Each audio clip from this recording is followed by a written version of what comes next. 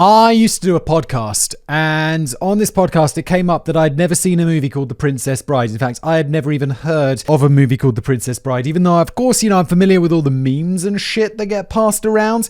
But since that podcast day 3 or 4 years ago, I don't know, it was a long ass time ago, people were like, Simon, have you seen The Princess Bride yet? And people just won't leave me alone, and I've fucking seen The Princess Bride. At long last, it has finally happened. You're welcome. Now. We're about to get a video that gets a lot of dislikes because I thought The Princess Bride was alright. It was alright. It is not the greatest goddamn movie that has ever been made, which is how I fully expected to find this movie. Now, to be fair, I went into this with two minds. One, I really didn't think I'd like it because it's a kid's movie and I am an adult man. It's also a movie from the 1980s, which they're just worse. They're just worse. Movies have got better with time. And of course, there are great movies from the 1980s. Apparently, this was one of them. It's not. It's fine. It's a decent movie. Does it stand up? In many ways, no. Anyway, let's just jump into it and I'll give you all my thoughts.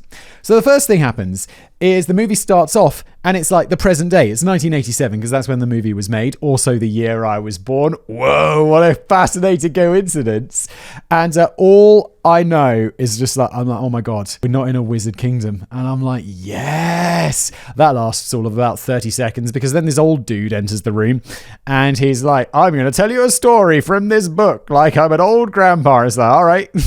And then I know we're just going to enter the wizard realm and it's going to be that for the next hour and a half. I'm like, okay, let's go. So whenever I see an old person in a movie from like the 1980s or even the 1990s, I don't know what's wrong with me, but I'll Google them and see if they're still alive. And I didn't Google this guy because he was like 90 and this was 1987. So he's fucking dead. There's no way. He'd be like 105. Although I did watch an episode of Star Trek The Next Generation about a year ago and I was like, that dude's really old. I wonder if he's still alive. And he was like 104. I was like, shit. And then he died. All right. Anyway, so this granddad's like, hello, kid. I'm going to read you this book. And it's got love. And it's got this. And it's got all of these nice things. And then he's like, it's also got torture. And I'm like, oh, shit. Okay. Sounds like an appropriate book for kids, doesn't it, Grandpa? Anyway, then we go into like mystical wizard land. And we meet these two people. They're both extremely good looking. One is a blonde woman. One is a blonde man. I guess they're in their early 20s. And they have like perfect skin. And they don't look like they smell. But the reality is we're clearly really far in the past. And it's like they'd probably have like pock marks from all the horrible diseases that they've had. They'd smell really bad. The guy definitely wouldn't be clean shaven because it'd be like, what are you doing? Like you rubbing a rock against your face? Did they have blades? When did the straight razor become invented? The problem is no one was that good looking there were good looking people, of course, but they never looked that good. And their hair would be all sorts of fucked up because they didn't have like Pantene or whatever. Anyway, blah, blah, blah. They're so in love with each other. It's all super cutesy. And then this dude goes off on some like adventure or anything. And it turns out that he gets killed by the Dread Pirate Roberts. And I thought the Dread Pirates Roberts was the guy who ran the Silk Road. So anyway, he gets killed by this Silk Road guy and blah, blah, blah. Time goes on. And the next thing you know, it's like several years in the future. And the woman's like, oh my God, I miss my prince. He was so beautiful and awesome. And anyway, there's this other dude. He's like the king of this, like, there's no wizards and shit. It's just got that, it's like the Renaissance vibe that I talked about in the last review where it's like, why is everyone in the past like this? They were even like older. It's like some like Middle Ages vibe. And anyway, there's a king, and because he's royalty, of course, he's British. The other characters so far have been American, I think, and he's like this posh British dude. He's like, I'm the king, la-dee-da. Because apparently it's the past. He's like, yo, I'm marrying this the super good-looking woman, and I don't know, she's not really happy about it. She's like, maybe I'll love him someday. But you also get the feeling the king's just got out and he's been like, you, attractive peasant, we're getting married. And I don't know, it all feels a bit rapey, doesn't it? And also the king's a bit of a dick. He makes all these jokes about her being like a turbo peasant or something and how like he's the king and she's a peasant and it's like no one cares. She's out doing some horse riding shit, which is something I'll never let my kids get into. Like horse riding is the worst of the worst. And I don't mean like that to offend any horse riding people because I know you like it. Like I've had friends who like love riding horses and stuff, but I'm not allowing my kids to get into this because it's boring and expensive and it takes loads of time. You've either got to like have your own horse and stables, which is turbo expensive, or you've got to be like members at some horsey club where you go and you like rent a horse and all of this stuff. And so you've got to drive there. It's going to smell. Your shoes are going to get dirty. I'm just like, no horses. No fucking. And my wife is like, well, I wanted to ride a horse when I was younger. And I'm like, brilliant. How about you don't live out your dreams through our children? So she's out and she's like riding this horse and shit. And then there's these 3 misfit dudes. And they kidnap her. I can't exactly remember the reason they kidnap her. But anyway, there's one dude who's short and bald. There's one dude who is an absolute beast of a man, who I know happens to be Andre the Giant, who, oh my God, I didn't quite realize how big that dude is. And then there's also a Spanish guy who turns out to be a bit of a legend. He's not super happy about being kidnapped and taken away from the rapey king for reasons that I can't quite understand. The boat is being followed. Their boat is being followed by some other boat. And the dude says inconceivable and all of that shit. I have to say, I find the short bald dude really annoying. I know he's the one with all these memes and he's like, inconceivable! But he's really annoying. And the Spanish dude later on is like, I don't think you know what that word means. And that was very funny. We'll come to that later. So the boat's being followed and she's like, oh my God, they must be coming to rescue me. So she jumps in the water and then there's some big eels in the water. She manages to get rescued. I mean, not by the good guys who are all the rapey kings guys who are like chasing her, but by the guys on the boat. The big dude pulls her out of the water with his hands. Andre the Giant's like, come up here. Her life's really not going well at this point. The like true love of her life or whatever has, you know, allegedly been killed by the guy who runs the Silk Road and all. It's just, and then then she has to get married to the rapey king, and now she's been kidnapped by these 3 people. She's like, fuck this. What is going on? At one point they arrive at this island or some shit. There's a giant cliff that they have to climb up. Fortunately, there's a rope there somehow, and then Andre the Giant goes up to it and he starts climbing it up and everyone's hanging on to him. And I have to say, he can climb up that rope really, really fast. And then the guys from the ship behind, somehow it's day now and they still haven't caught up with them. Anyway, he also lands on the beach. The guy in the ship behind, he turns out to be some sort of ninja. He's like also climbing up the rope, following Andre the Giant, carrying all these people. Anyway, they get to the top and the short, annoying, bald dude starts cutting the rope and you think the ninja's going to fall to his death and the first murder of the movie would have been committed, which feels a bit intense for a kid's movie because that guy would fall to his bloody death on the rocks below. And this wasn't some small cliff. I think they were called like the Cliffs of Terror or some shit. So, I mean, they're big. The guy's supposed to fall down, but he doesn't. He manages to like grab onto the cliff and he's like, oh, I'm just in here. For some reason that I don't remember, Andre the Giant and the annoying bull dude, they fuck off somewhere else and they leave the Spanish dude to like chill out at the top of the cliff. And then he looks over and he sees that the dude's there stuck onto the cliff face and he's like, oh, don't distract me, I'm trying to climb. Funny line. There are some brilliant one-liners in this movie, I will give it that. So far, my feelings of the movie were like, this is fine. It's an adventure movie for kids. Fine. Good. Decent. For some reason, the Spanish guy then decides that he wants to save the ninja's life on the cliff, so he throws down a rope and then the ninja climbs up. And then all of a sudden, for some reason, they're having a conversation about the Spanish dude's dad, and I mean it leads into it, but it's clearly just for plot development purposes. And it's like, why are you now having a conversation about how this 6-fingered guy killed your dad and you've spent your entire life trying to get revenge? It feels like something you'd say to a friend, not some guy who's like climbing off a cliff and wearing a ninja outfit. And then they get into a sword fight because they're like, well, now we have to sword fight to the death or some shit like that. It feels absolutely shoehorned in, which is fine, I guess. You got to do that plot development somehow. It would be just nice if it was a little bit more subtle. This actually leads into what is probably my favorite scene in this entire movie. It's a sword fight between the ninja dude and the Spanish dude. They're both apparently like epic sword fighters and blah, blah, blah. And it doesn't feel so funny now that I think about it now, but in the moment it was excellent. They're fighting left-handed, both of them, with their like rapiers. They're like and then the Spanish dude is like, aha, you're really good at this, but I'm not actually left-handed. And you're like, oh shit, this guy's going to destroy when he actually switches the sword to his right hand. And then the ninja dude is like, aha, I am not left-handed either. And this actually got a laugh out of me. I had an LOL sitting at my office desk eating my lunch while watching this, and I was like, okay, nicely done, PB, nicely done. Anyway, they have this sword fight, and the ninja dude ends up besting the Spanish dude, and then rather than like chopping his head off with his sword or whatever, he just bonks him on the head, and the Spanish guy passes out, and ninja dude continues on his adventure to find the princess who has been kidnapped. I think. I'm not sure. That's just what I'm assuming is happening. There might have been some dialogue that I didn't pay attention to explaining what he's doing. So the ninja goes off on his adventure, and next up he runs across like his next challenge in his quest, like his next mini boss, and it's Andre the Giant. And Andre the Giant is like, we should fight without swords. And it's like, fucking hell, mate. Why would tiny ninja fight giant you without a sword? The sword is the only thing that could help him possibly win this battle. But for some reason, Ninja's like, okay, that seems gentlemanly. It's like, all right, shit. And then, there's another brilliant line, but only brilliant because it's today. I mean, it's good, but it has extra good meaning today. Andre the Giant asked the ninja guy, why are you always wearing that mask? And he's like, honestly, I find it comfortable. I think in the future, everyone will be wearing masks. And it's all I was thinking is like, fucking hell, Ninja, you don't know how right you are. Anyway, because Ninja's a legend, he agrees to fight fucking massive Andre the Giant without his sword. They have a little bit of a battle, and somehow a tiny ninja dude, who I'm sure is a regular-sized man, climbs on the back of Andre the Giant and manages to choke him out, like with his neck around it, and Andre the Giant passes out, and Ninja is victorious, which is like, shit, okay. Then we cut to another scene, and we find out that the rapey king is following them. So you've got the kidnappers with the princess, then you've got the ninja following them, and then you've got the rapey king following them as well. So I kind of assumed that the ninja was sent by the rapey king, but apparently not. And it's at this point in the movie, I made a little note here, that I realize that the ninja guy is probably the super handsome blonde dude from the beginning. Not 100% sure. I wasn't 100% sure about that at this time. Spoiler alert, absolutely freaking right. Oh, anyway, I said that I made a prediction here. The kidnappers will bond with the princess. The ninja will arrive to save her, reveal himself as the good-looking blonde dude. The king will arrive and assert his desire to be rapey. Ninja will fight him and win. They live happily ever after. Okay, so I didn't get it quite right, but I got...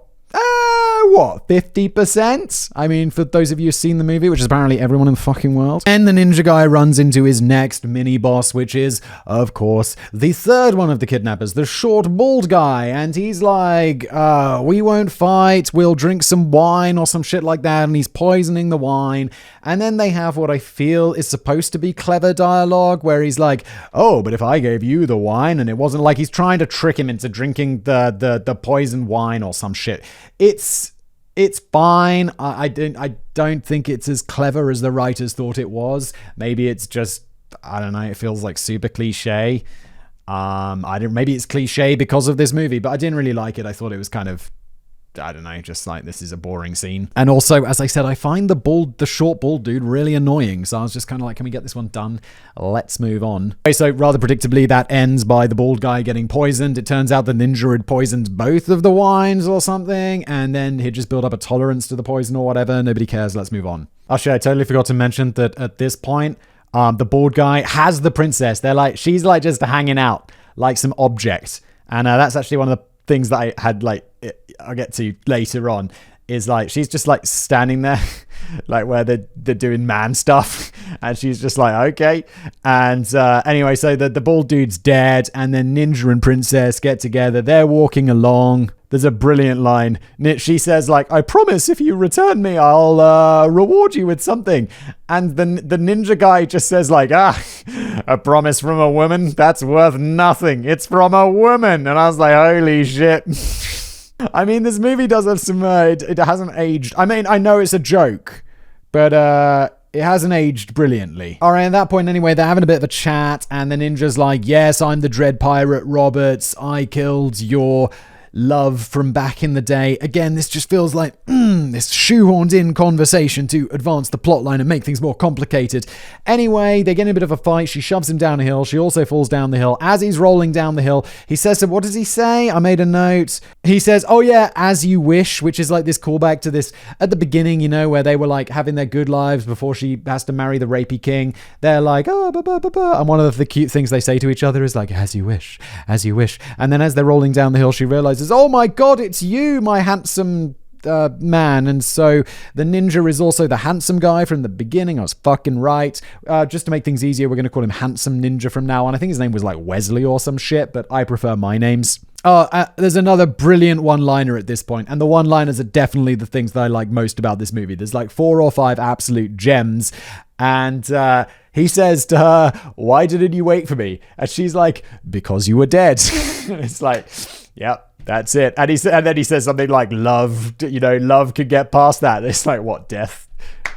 Very nice. Very good. Enjoyed that. Had an LOL. So then there's the issue that is explained of like, okay, so he's supposed to be Dread Pirate Roberts, the Silk Road guy, but he was also supposedly killed, the handsome guy, and that was the thing that happened. But it turns out that this Dread Pirate Roberts is basically just this identity which gets passed on to a new pirate. So for whatever reason, he decided it was really a long conversation that I didn't pay attention to, but for some reason he decided to take the identity of Dread Pirate Roberts when old Dread Pirate Roberts was retiring and he became the new Dread Pirate Roberts. I don't remember the reason why he did that, because obviously you'd think he'd go back and want to marry his beautiful sweetheart. So yeah, whatever. I don't know. It doesn't matter. Then there are some more like adventures. They're in a forest. They fall into some quicksand. He rescues her. There's a giant rat, which is just, I don't know, the worst animatronics that I've ever seen, but there's a giant rat that he fights. It gets set on fire, blah, blah, blah. There's all these little mini challenges that he has to overcome.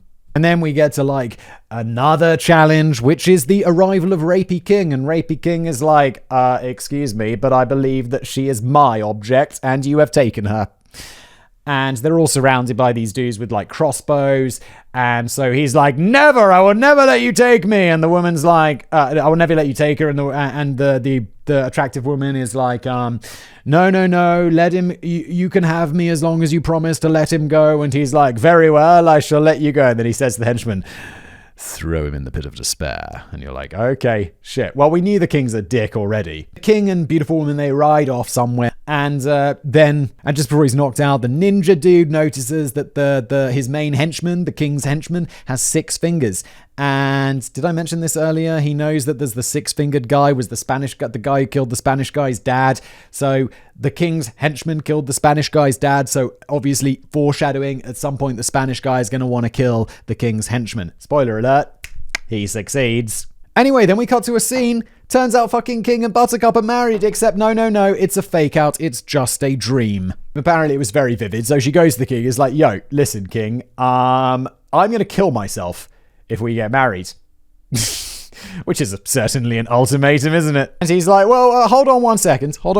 I know you love Handsome Ninja. Look. If Handsome Ninja comes back, you can get married to him.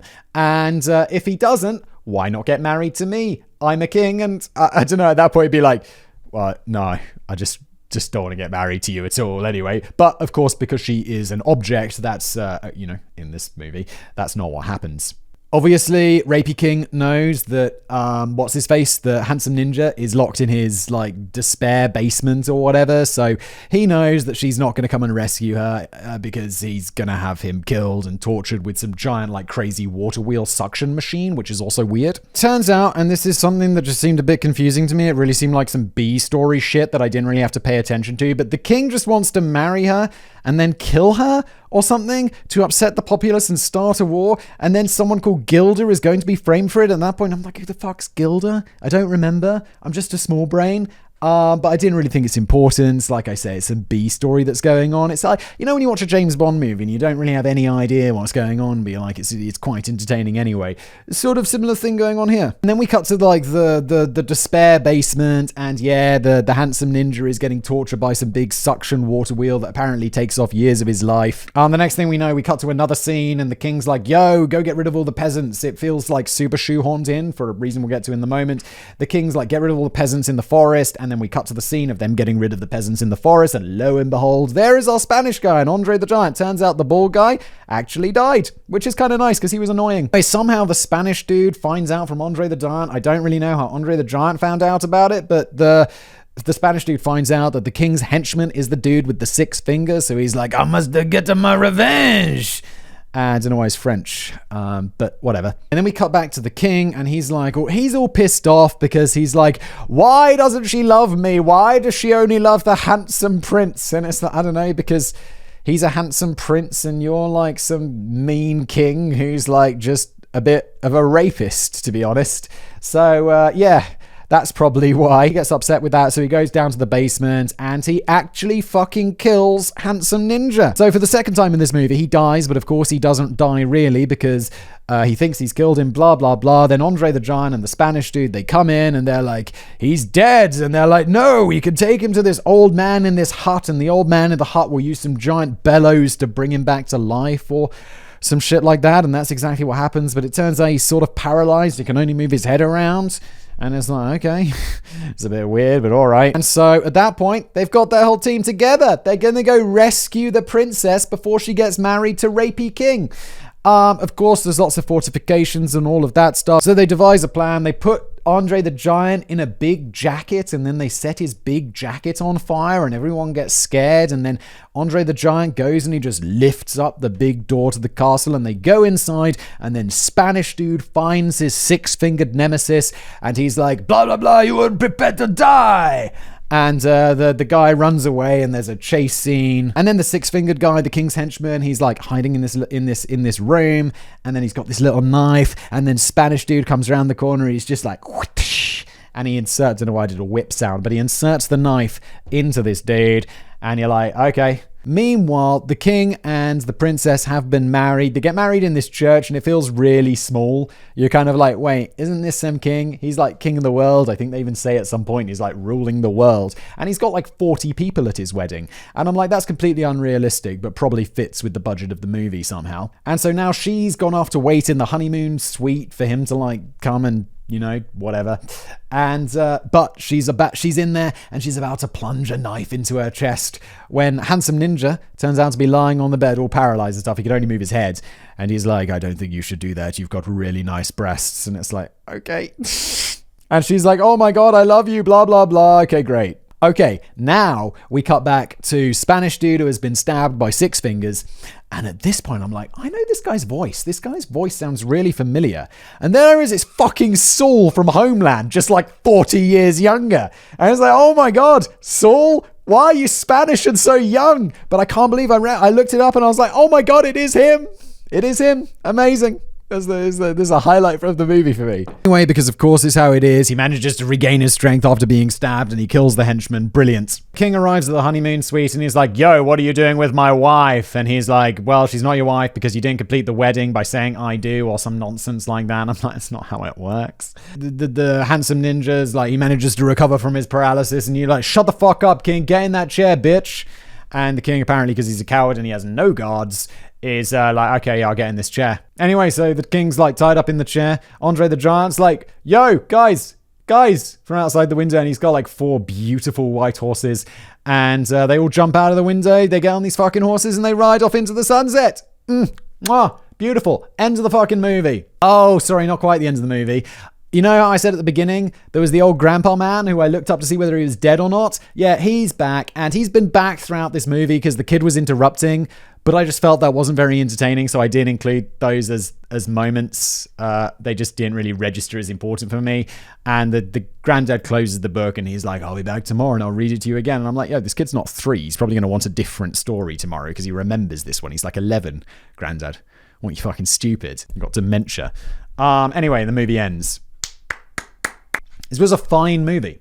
Not like fine movie. This was a fine movie. It was okay. It was entertaining. I found myself laughing at times, and then also most of the time not. So, I mean, there were some genuinely funny moments. I just felt like a lot of the stuff was a little bit cringe. I'm not sure if it's just dated, or it's just, I don't know, it just felt like cringe. Like, especially that bald dude. He was cringe. The rapey king was cringe. The henchman was a bit cringe. The Spanish dude was great. The ninja dude was great. The woman was an object. Who I later found out is played by the same woman who does Kevin Spacey's wife in House of Cards. And she looks completely... Well, of course she does, because she's like 40 years older in House of Cards. She's a really good actress. And I just felt... I don't know, maybe she wasn't a great actress when she was 20, whatever. But... Or I think it's more just the movie didn't use her. She's like just an object. That these... I'm not trying to be like ultra woke or something, but it was like she had no agency. She was just like this plot point that these two dudes were arguing over, and she didn't really get a say in shit. Also, the budget of this movie felt like the budget of a small play, and given that it had some really solid actors in there, who I guess just weren't famous at the time, and it's crazy that so many of them went on to big careers. I mean, but the budget felt insanely low. Like, the sets were a joke. The special effects were a joke. That animatronic rat looked like something I could make in an afternoon while drinking beers. It was not good, guys. But most of all, I guess it's supposed to be predictable, and of course it's going to end how it ends. But my predictions early on were not that far off. Yeah, it was predictable. I guess it's supposed to be predictable. It was an alright movie. It wasn't bad. Does it live up to the hype that everyone fucking talks about it? Fuck no. Good Lord, no. You're all massively overrating it. Was it a decent movie for the 1980s? Yeah?